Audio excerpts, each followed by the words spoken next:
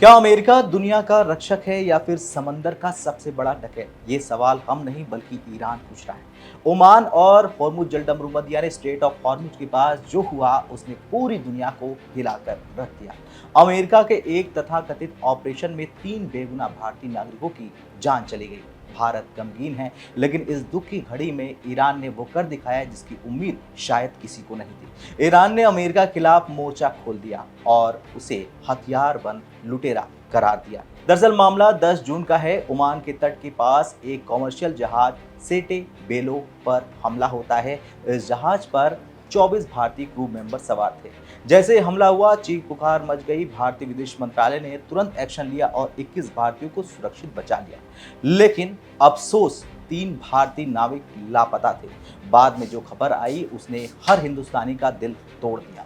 ये कोई हादसा नहीं था, ये सीधे तौर पर निशाना बनाया गया हमला था, जिसका आरोप अब सीधे सुपर पावर अमेरिका पर लग रहा है। जब अपने ही नागरिकों की जान जाने पर दुनिया के बड़े बड़े देश कूटनीति के चश्मे देख रहे थे, तब ईरान के विदेश मंत्रालय के प्रवक्ता ने जो कहा उसने अमेरिका की धज्जियां उड़ा दी। बाकी ने इसे केवल हमला नहीं बल्कि सरकारी समुद्री डकैती कहा। ईरान ने दो टूक शब्दों में कहा कि भारतीय कमर्शियल जहाजों पर अमेरिका का यह हमला बर्बर है और ये अमेरिका के उस पुरानी नीति का सबूत है जिसमें वो हथियारबंद लूट को बढ़ावा देता है। सोचिए, एक तरफ अमेरिका खुद को मानवाधिकारों का मसीहा कहता है और दूसरी तरफ समंदर के बीचों बीच बेगुनाह भारतीय नाविकों पर गोलियां और मिसाइलें बरसाता है।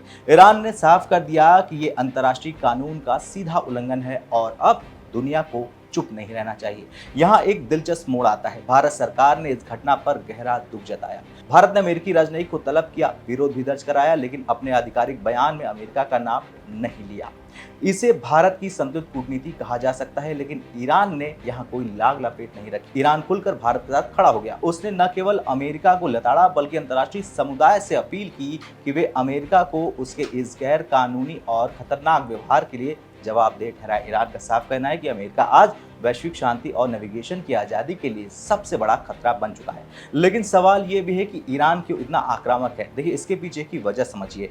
हॉर्मुज जलडमरूमद दुनिया का वो रास्ता है जहां से पूरी दुनिया का तेल गुजरता है। अमेरिका यहां अपनी दादागिरी दिखाना चाहता है और ईरान इसे अपनी सुरक्षा के लिए खतरा मानता है। जब अमेरिका ने भारतीय जहाजों को निशाना बनाया तो ईरान को मौका मिल गया दुनिया को ये दिखाने के लिए कि असली विलेन कौन है। ईरान ने भारत के प्रति अपनी गहरी संवेदना व्यक्त की और ये मैसेज दिया कि इस क्षेत्र में सुरक्षा के नाम पर अमेरिका जो कुछ कर रहा है वो सिर्फ विनाश ला रहा है। अब अगला सवाल ये है कि क्या अमेरिका बेकाबू हो गया है? भारतीय नागरिकों की जान की कीमत क्या अमेरिका के लिए कुछ भी नहीं है? तो देखिए, ईरान के शब्दों में कहे तो ये हथियारबंद लूट है। जब एक देश दूसरे देश के व्यापारिक जहाज पर हमला करने लगे तो उसे सुरक्षा बल नहीं बल्कि समुद्री डाकू ही कहा जाएगा।